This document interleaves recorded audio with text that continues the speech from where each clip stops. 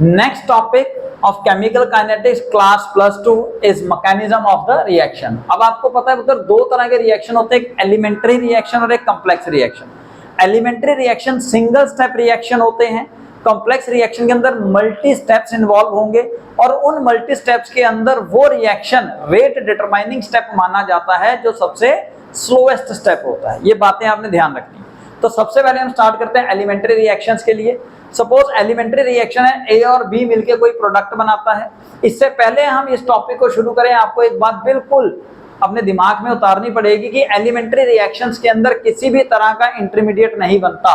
So there will be no intermediate for the single step reactions. बहुत important बात है। हाँ, कुछ बॉन्ड टूट रहे होंगे, कुछ नए बन रहे होंगे, वो कॉम्प्लेक्स या ट्रांजिशन स्टेट बनती है पर इंटरमीडिएट नहीं बनता। तो आपने ग्राफ स्टडी किया था, याद कीजिए, एनर्जी और रिएक्शन कोऑर्डिनेट्स या रिएक्शन सब्सटेंसेस के बीच में मैंने ग्राफ ड्रॉ किया था। ये एक रिएक्शन है, यहाँ पे रिएक्टेंट की एनर्जी प्रोडक्ट के मुकाबले हमने कम दिखाई है। दूसरा केस भी हो सकता है, रिएक्टेंट की एनर्जी प्रोडक्ट के मुकाबले ज्यादा भी हो सकती है, यानी कि एनर्जी एब्जॉर्प्शन या एनर्जी इमिशन वाले केस हो सकते हैं, एक्सोथर्मिक और एंडोथर्मिक। चलो कोई बात। अब यहां से जब आपने प्रोडक्ट तक बनाना है तो मैंने कहा था एक पाथ फॉलो किया जाएगा। उस पाथ के दौरान जो ट्रांजिशन स्टेट बनेगा, वहां पे जो मिनिमम एनर्जी रिक्वायर्ड होगी आपके रिएक्टेंट मॉलिक्यूल्स को रिएक्शन कंप्लीट करने के लिए, कम से कम उतनी एनर्जी या उससे थोड़ी सी ज्यादा एनर्जी चाहिए होगी। आपने कहा सर वो कितनी होगी? मैंने कहा था जी मिनिमम थ्रेशोल्ड एनर्जी, जिसको नाम दिया गया था एक्टिवेशन एनर्जी। तो activation energy is the difference, ये डिफरेंस मैक्सिमम एनर्जी जो रिक्वायर्ड है माइनस रिएक्टेंट के पास कुछ एनर्जी ऑलरेडी है। यहाँ पे किया था मैंने पुत्र टोटल एनर्जी माइनस रिएक्टेंट के पास जो ऑलरेडी कुछ एनर्जी होगी, this could be your activation energy. अच्छा, आपने एनर्जी दे दी, रिएक्शन हो गया। तो अगर रिएक्शन सिंगल स्टेप है तो rate of reaction is equal to rate constant, rate law expression के हिसाब से is rate constant into concentration of A into concentration of B. Suppose rate law expression के हिसाब से रेज़ टू पावर आया 1 and 1। ठीक है। तो ऑर्डर ऑफ रिएक्शन क्या हो गया पुत्र? पावर ऐड करके 2। मॉलिक्यूलैरिटी ऑफ रिएक्शन क्या हुआ?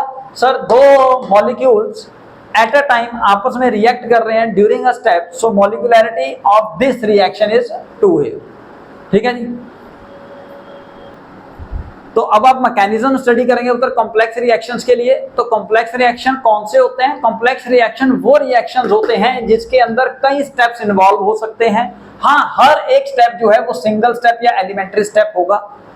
अच्छा, तो ये भी याद रखें कि सिंगल स्टेप के अंदर तो इंटरमीडिएट नहीं होता, लेकिन कॉम्प्लेक्स रिएक्शन के अंदर एक या एक से ज्यादा इंटरमीडिएट हो सकता है, क्योंकि ओवरऑल जब आप रिएक्शन को फाइंड करोगे तो आप देखोगे इंटरमीडिएट गायब हो चुका होगा। So there will be one or more intermediate in the complex reaction. तो सर इस कॉम्प्लेक्स रिएक्शन का जो एलिमेंट्री स्टेप है वो इंडिविजुअल स्टेप नहीं है, उसके अंदर इंटरमीडिएट हो सकता है, लेकिन ओवरऑल कॉम्प्लेक्स रिएक्शन के अंदर इंटरमीडिएट यानी कि पॉसिबल है। अच्छा, द रेट ऑफ रिएक्शन, अब ये मैं कई बार बता चुका हूं, तो रेट ऑफ रिएक्शन कौन डिटरमाइन करेगा? अगर नंबर ऑफ स्टेप है तो उनमें से जो सबसे स्लोएस्ट स्टेप है वो डिटरमाइन करेगा आपका रेट ऑफ रिएक्शन, जिसको आप कहोगे रेट डिटरमाइनिंग स्टेप। तो rate determining step he order of reaction बताएगा। फिर हम बात करते हैं मॉलिक्यूलैरिटी की। कॉम्प्लेक्स रिएक्शन के अंदर इतने सारे रिएक्शन चल रहे होंगे कि आप नहीं बता सकोगे कि एक्चुअली कितने के number of atom at a time collide कर रहे हैं टू फॉर्म अ प्रोडक्ट। तो यानी कि हम कह सकते हैं molecularity of complex reaction can not be determined, इसको हम डिटरमाइन नहीं कर सकते, लेकिन हाँ हर एक इंडिविजुअल स्टेप का मॉलिक्यूलैरिटी हम बता सकते हैं। मेरी बात समझ में आ गई पुत्र? Last but not the least, very important, very important, when you write down the rate expression for the complex reaction, complex reaction के लिए जब आप rate expression लिखोगे तो उसके अंदर किसी भी तरह का कोई इंटरमीडिएट नहीं होना चाहिए। there must not any intermediate। Product हो सकता है, रिएक्टेंट हो सकता है, इवन कैटालिस्ट भी हो सकता है, इंटरमीडिएट नहीं होगा। ये ध्यान रखिएगा, इंटरमीडिएट नहीं होगा। अगर आपका इंटरमीडिएट आ रहा है तो आपको उस इंटरमीडिएट को in the terms of reactant या प्रोडक्ट कन्वर्ट करके लिखना पड़ेगा। तो मतलब एक एग्जांपल लेते हैं। सबसे पहले सबसे सिंपल एग्जांपल, सबसे simple, 2a + 3b will gives a2b3। कोई प्रोडक्ट बनाया। अब लेट्स सपोज कीजिए ये जो रिएक्शन है 3 या 4 स्टेप्स में होगा, मैं 3 स्टेप्स में ले रहा हूं। a + b ने सबसे पहले मिलकर सपोज इंटरमीडिएट बनाया ab। फिर ए बी ए से मिला तो ए टू बी, फिर ए टू बी दो बी मॉलिक्यूल से बना मिला तो वो बन गया ए टू बी थ्री।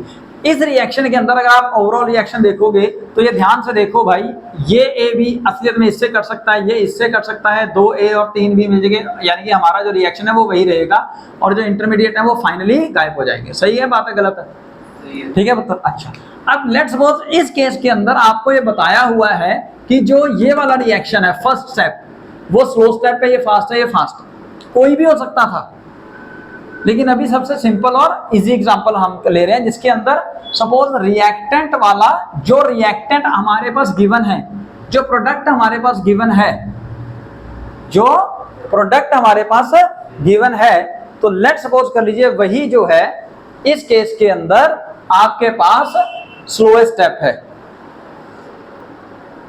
तो उधर सपोज आपको बताया गया कि फर्स्ट स्टेप जिसके अंदर रिएक्टेंट साइड के अंदर सिर्फ और सिर्फ मेन रिएक्टेंट ही है, कोई इंटरमीडिएट नहीं है। अच्छा, तो आपने इसको स्लो स्टेप माना, इसको फास्ट, इसको फास्ट। फिर आपको कहा what is the rate expression for this reaction, order of reaction and molecularity of reaction. फिर हमने यहाँ फाइंड किया, कहते हैं स्टेप 1 जो है that is the slowest step, slowest step. अब रेट लॉ एक्सप्रेशन के हिसाब से फॉर्मूला होगा rate of reaction equal to rate constant into concentration of reactant raised to power some values, और वो वैल्यूज हम कहां से लाएंगे? With the help of experiments. ठीक है, तो सपोज इस केस के अंदर वो वैल्यूज हम a की पावर 1 b की पावर 1 लेते हैं, और इस स्टेप के लिए जो रेट कांस्टेंट था अपना वो था k1, सेकंड स्टेप के लिए k2, थर्ड के लिए सपोज k3। अब उस हिसाब से रेट ऑफ रिएक्शन क्या आएगा पुत्र? k1 into concentration of a into concentration of b raised to power their 1 and 1 suppose, है ना। तो उस हिसाब से रेट ऑफ रिएक्शन का फाइनल फार्मूला ये हो जाएगा। ऑर्डर ऑफ रिएक्शन क्या होगा? दोनों पावर्स को ऐड कीजिए, ये रेट लॉ एक्सप्रेशन के हिसाब से आती है, that will give you the order of reaction. फिर मॉलिक्यूलरिटी ऑफ रिएक्शन पूछा, तो मॉलिक्यूलरिटी ऑफ रिएक्शन आप एक स्टेप के लिए तो बता सकते हो, ओवरऑल कॉम्प्लेक्स रिएक्शन के लिए नहीं बता सकते। सो मॉलिक्यूलरिटी ऑफ रिएक्शन क्या आएगी? नॉट डिफाइंड, नॉट, हाँ, हर एक स्टेप के लिए। इस स्टेप के अंदर और मॉलिक्यूलरिटी कितनी है? 2। इस स्टेप में कितनी है सर? 2। इस स्टेप में कितनी है? 2 3 हो गई। ठीक है ना जी, हर एक स्टेप की मॉलिक्यूलरिटी बता सकते हो, लेकिन ओवरऑल रिएक्शन की, कॉम्प्लेक्स रिएक्शन की मॉलिक्यूलरिटी हम नहीं बता सकते। इसके बाद नेक्स्ट केसेस में और बढ़िया क्वेश्चंस हम लेंगे।